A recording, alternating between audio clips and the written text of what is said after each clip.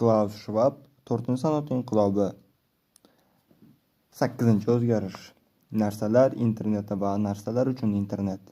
Burilish nuqtasi. Internetga ulangan 1 trillion sensor.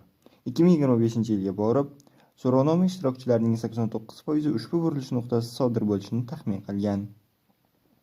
Hisoblash quvvatining ortishi va kompyuter uskunalarining arzonlashuvi natijasida har qanday narsani internetga bog'lash iqtisodiy jihatdan amalga oshirish mumkin bo'lgan ishga aylanadi.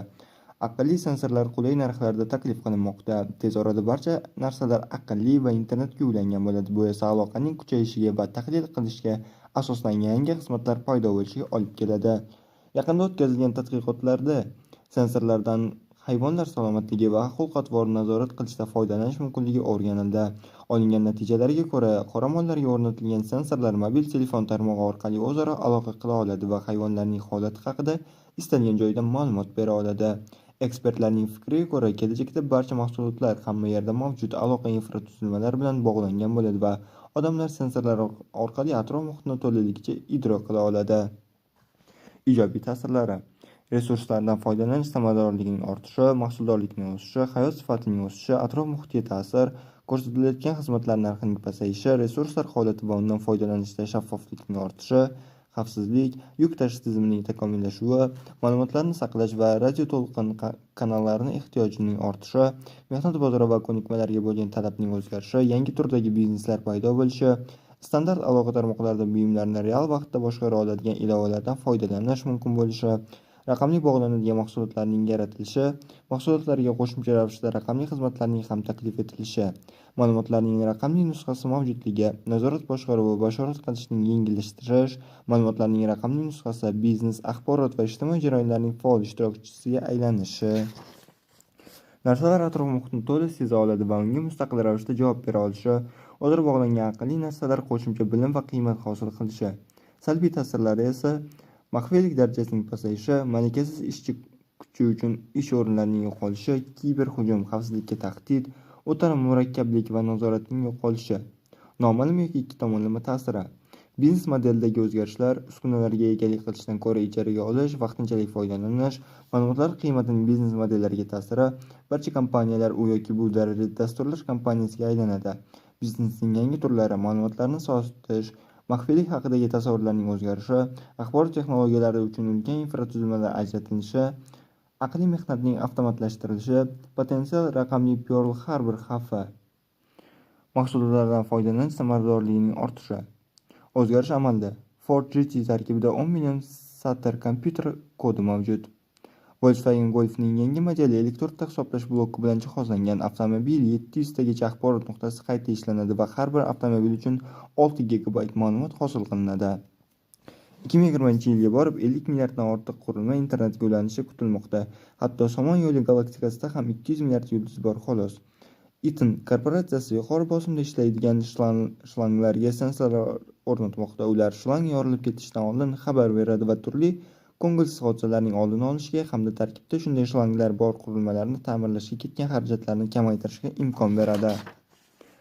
BMW bergan ma'lumotlarga ko'ra, o'tgan yilning o'zidayoq dunyodagi avtomobillarning 8% u yoki bu ko'rinishdan internetga ulangan. 2020-yilga borib bu ko'rsatkich 22% ga yetishi kutilmoqda. Aytna singari sug'urta kompaniyalari institutni boshidan o'tkazgan odamlar uyidagi gilamlarga sensorlar o'rnatishning samaradorligini o'rganmoqda. Agar bemorning yurishida o'zgarish kuzatilsa, fizioterapevt kelishi mumkin bo'ladi. 9-o'zgarish. Internetga ulangan uy. Burilish nuqtasi. Uydagi internet oqimining 50% dan ko'p qismi jihoz va qurilmalarga sarflanadi. 2025-yilga borib so'rovnoma ishtirokchilarining 70% ushbu burilish nuqtasi sodir bo'lishini taxmin qilgan. 20-asrda uyga uzatiladigan elektr quvvatining asosiy qismi bevosita foydalanish uchun sarflangan, ammo vaqt o'tgan sari bu kabi ehtiyojlarni qondirish uchun foydalanadigan energiya miqdori toster va idish yuvish mashinalaridan tortib, televizor va konditsionerga bo'lgan murakkabroq qurilmalardan sezilarli ortda qolib ketdi. Internet bilan ham shunday manzara kuzatilmoqda. Uning katta qismi hozircha bevosita iste'mol uchun sarflanadi. Chiroq, pardalar, havo aylanishi, konditsionerlar, audio va video uskunalar, xavfsizlik va uy jihozlari boshqarish imkonini beruvchi avtomatlashtirish jarayoni ham jadal rivojlanmoqda. Bularga esa barcha turdagi xizmatlar uchun mo'ljallangan internetga ulangan robotlar qo'shimcha bo'lmoqda. Ijobiy ta'sirlari: Resurslardan foydalanish samaradorligining ortishi, qulaylik, xavfsizlik, himoya va bostirib kirishga bo'lgan xarajatlarni erta aniqlash, jihozlarda foydalanish imkoniyatini nazorat qilish, uydan birgalikda foydalanish, mustaqil yashash imkoniyati, maqsadli reklamaning ko'payishi va biznesga umumiy ta'siri, sog'liqni saqlash tizimidagi xarajatlarning kamayishi, real vaqtda kuzatish va videoga yozib olish, ogohlantirish, signalizatsiya va favqulodda vaziyat so'rovlari, uyni uzoqdan boshqarish. Salbiy ta'sirlari: maxfiylik darajasining pasayishi, kuzatuv, kiberhujumlar, jinoyat va zaiflik. Noma'lum yoki ikki tomonlama ta'sir: ishchi kuchiga ta'sir, ish joyining o'zgarishi, maxfiylik va ma'lumotlarga egalik qilish. O'zgarish amalda. Uyda qo'llash uchun bunday texnologiya misol cnet.com da keltirilgan. Internetga ulangan issiqlikni nazorat qilish va yong'inni aniqlash uskunalarini ishlab chiqaruvchi Nest kompaniyasi 2014-yilda Nest bilan ishlaydi dasturini ishga tushirganini e'lon qildi. U turli kompaniyalar ishlab chiqargan mahsulotlarning Nest kompaniyasi kompyuter dasturlari bilan ishlay olishini ta'minlaydi. Misol uchun, Mercedes-Benz bilan hamkorlik natijasida uydagi haroratni mashinadan turib boshqarish va yetib borgungacha uyni iliq holatga keltirish mumkin bo'ladi. Oxir-oqibatda Nest singari markazlar uydagi sharoitni ehtiyojlaringizdan kelib chiqib avtomatik o'zgartirishga yordam beradi. Moslamalarning o'zi esa vaqt o'tishi bilan uyda mavjud bo'lmaydi. Ular faqat yagona markazdan boshqarish mumkin bo'lgan sensor va qurilmalarga aylanib qoladi. 10-o'zgarish: aqlli shaharlar. Burilish nuqtasi: aholisi 50 mingdan ko'proq bo'lgan, ammo svetoforsiz birinchi shahar.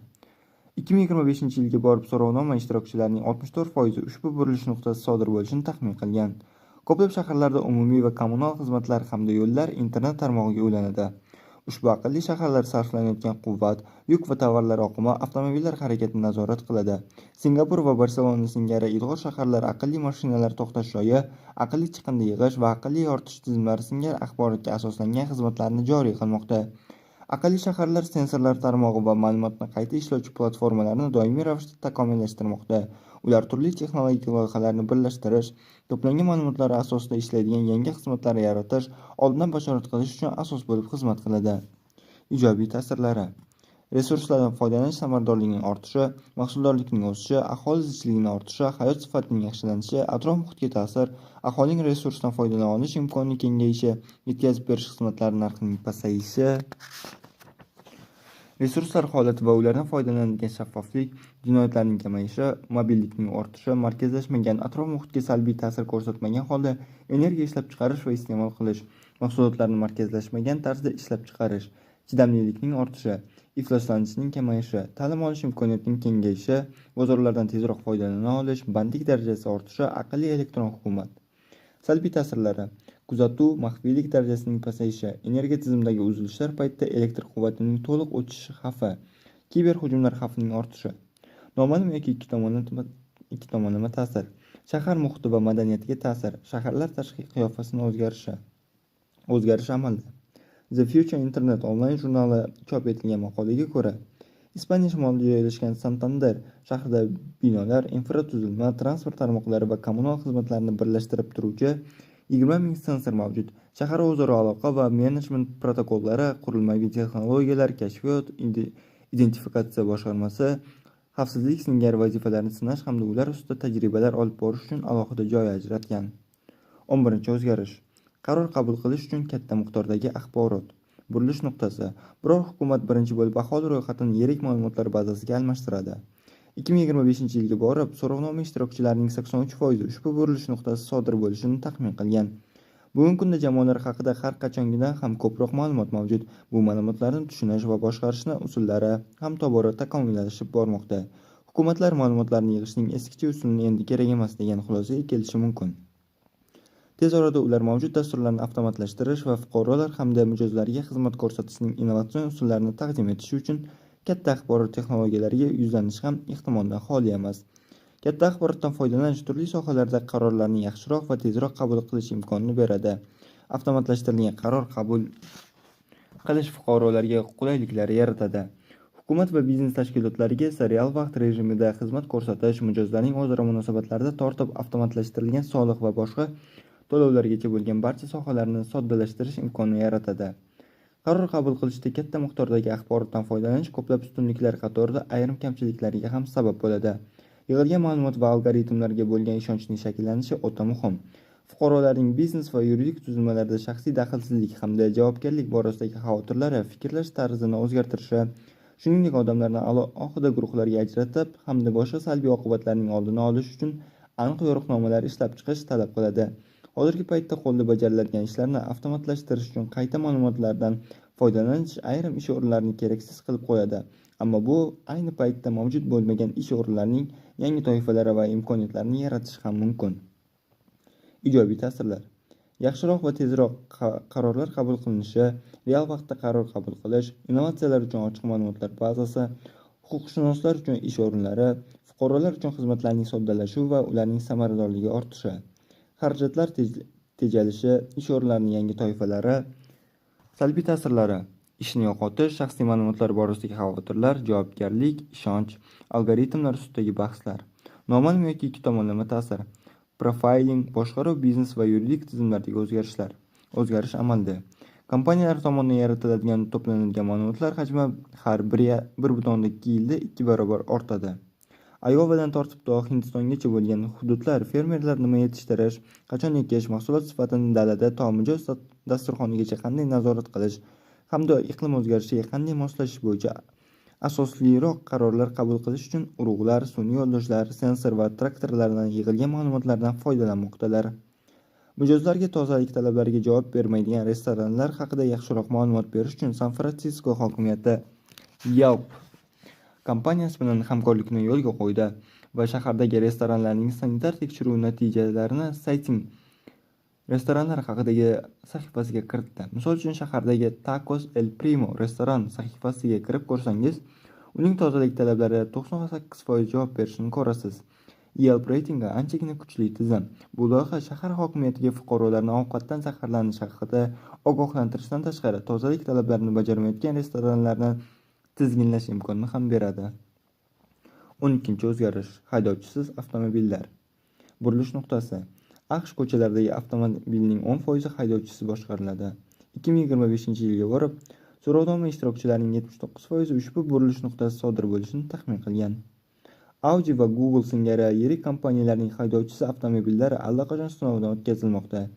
Qator boshqa kompaniyalar esa yangicha yechimlar topishga urinishlarini kuchaytirmoqda.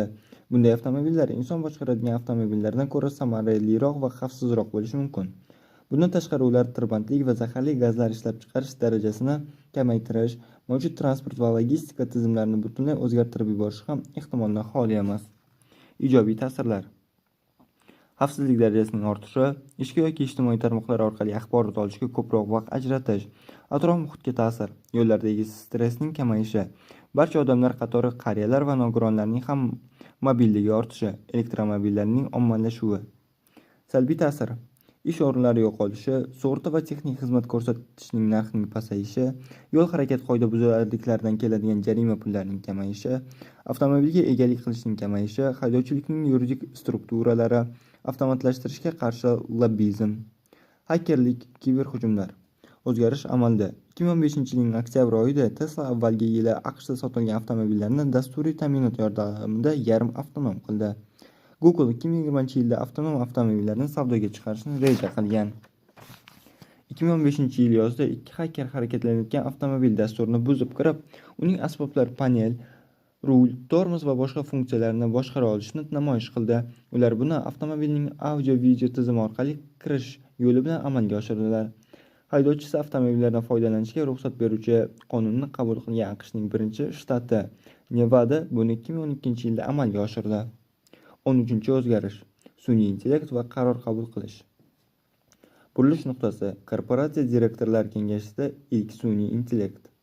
2025-yilga borib, so'rovnoma ishtirokchilarining 45% ushbu burilish nuqtasi sodir bo'lishini taxmin qilgan. Artificial Intelligence (AI) avtomobillarni boshqarish tashqari, avval ro'y bergan holatlar asosida murakkab qarorlarni ham qabul qila oladi. Natijada yig'ilgan ma'lumot hamda to'plangan tajriba asosida aniq xulosa chiqarish osonroq va tezroq kechadi. Ijobiy ta'sirlari: ratsional ma'lumotlarga asoslangan qarorlar, bir tomonga og'ish holatlarining kamayishi, irratsional ortiqcha sarfning yo'qolishi, eskirgan byurokratik apparat tuzilishining o'zgarishi, ish o'rinlari yaratilishi va innovatsiya, energiya mustaqilligi, tibbiyot ilmida kasalliklarni bartaraf etishda yangi natijalar. Salbiy ta'sirlari: javobgarlik, ish o'rinlarining qisqarishi, xakerlik, kiberjinoyatlar, javobgarlik va boshqaruv jarayonini tushunmaslik, tengsizlik kuchayishi, algoritm bilan nomutanosiblik, insoniyatga eksistensial tahdid. O'zgarish amalda. Til bilan shug'ullanuvchi sun'iy intellekt ConceptNet 4 yaqindagina IQ testini 4 yoshli bolalardan yaxshiroq topshirdi. 3 yil avval esa u 1 yoshli bola bilan ham raqobatlasha olmasdi. Yaqinda to'liq tamomlangan yangi versiya esa 5-6 yoshli bolalar darajasida ishlay olishi kutilmoqda. Agar Mo'r qonuni oxirgi 30 yildagidek rivojlanishda davom etsa, kompyuterlarning hisoblash quvvati 2025-yilga borib inson miyasiniki bilan tenglashadi. Gonkongda joylashgan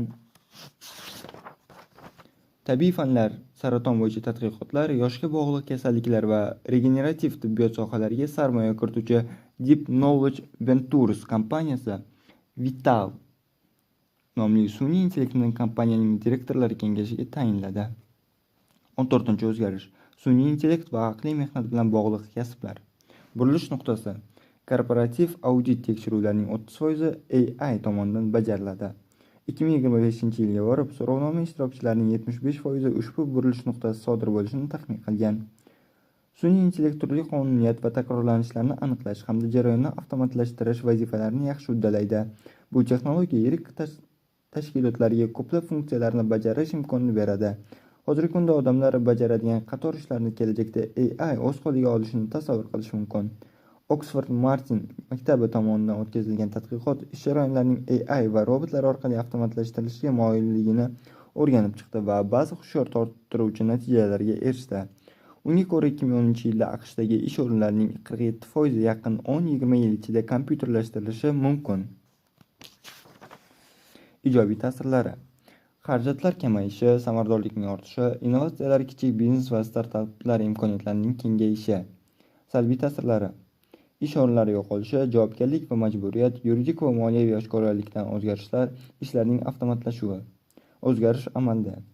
Fortune jurnalida avtomatlashtirishdagi yutuqlar haqida xabar qilingan. Jeopardy televiktorinasida o'zini yaxshi tomondan ko'rsatgan IBMning Watson sun'iy intellekti o'pka rakini aniqlashda odamlarga qaraganda ancha yuqori natijalarni ko'rsatgan. Agar shifokorlar kasallikka 50% holatda to'g'ri tashxis qo'ygan bo'lsa, Watsonning ko'rsatkichi 90% ga yetgandi. Buning asosiy sababi ma'lumotlar bazasidir. Yangi chop etilayotgan tadqiqot natijalari bilan hamnafas bo'lish uchun shifokorlar haftasiga 160 soat vaqt ajratishi kerak bo'ladi. Shunday ekan, ular hatto tashxis qo'yishda yordam beruvchi yangi dalillarning asosiy mazmunini o'rganib chiqishga ham ulgurmaydilar. Jarrohlar esa allaqachon kam invaziv muolajalarda avtomatlashtirilgan tizimlardan foydalanishmoqda. 15-o'zgarish. Robot texnologiyalari va xizmatlar. Burilish nuqtasi. AQShda birinchi robot aptekachi yoki farmatsevt. 2025-yilga borib, so'rovnoma ishtirokchilarining 86% ushbu burilish nuqtasi sodir bo'lishini taxmin qilmoqda. Robot texnologiyalari ishlab chiqarish va qishloq xo'jaligidan tortib, chakana savdo va xizmat ko'rsatishgacha bo'lgan sohalardagi turli kasblarga ta'sir qilmoqda. Xalqaro robot texnologiyalari federatsiyasi bergan ma'lumotlarga ko'ra, bugungi kunda dunyo bo'ylab 1,1 millionta qurilma ishlamoqda. Avtomobil ishlab chiqarishda esa ular 80% ni bajarmoqda. Robotlar ta'minot zanjirini soddalashtirib, yanada samaraliroq va ishonchli biznes natijalari ko'rsatmoqda. Ijobiy ta'sirlari. Ta'minot zanjiri va logistikadagi o'zgarishlar, likvidatsiya, bo'sh vaqtning ko'payishi, salomatlik ko'rsatkichlarining yaxshilanishi. Avtomatik bankomatlar dastlabki namunalar sifatida, materiallardan foydalanish imkoniyatining ortishi, ishlab chiqarishning reshoring qilinishi. Salbiy ta'sirlari. Ish o'rinlari yo'qolishi, javobgarlik va majburiyat, kundalik ijtimoiy normalarning o'zgarishi, 9 dan 5 gacha ish tartibi yo'qolib, 24 soatlik xizmatlarning kengayishi, hakerlar hujumi va kiberjinoyatlar. O'zgarish amalda. The Fiscal Times'da olingan CNBC.com'da nashr etilgan maqolaga ko'ra, Rethink Robotics kompaniyasi 2012-yilda bahorda Baxter'ni savdoga chiqardi. U ishlab chiqaruvchilar tomonidan qizg'in kutib olindi. Kompaniya aprel oyiga qadar barcha ishlab chiqarish zaxiralarini sotib ulgurdi. Aprel oyida Rethink yangi dasturiy platformani ishga tushirdi. Bu Baxterga buklovchi qismni olish, uni nazorat stansiyasiga ko'rsatish, olingan xulosa asosida qismni yaxshi yoki yomon qismlar tomonga joylash singari murakkabroq vazifalar ketma-ketligini ham bajarish imkonini berdi. Bundan tashqari, kompaniya oliygohlardagi robot texnologiyalari tadqiqot bo'limi singari uchinchi tomonga ham Baxter uchun ilovalar ishlab chiqishga yordam beruvchi maxsus dasturlash to'plamlarini chiqardi.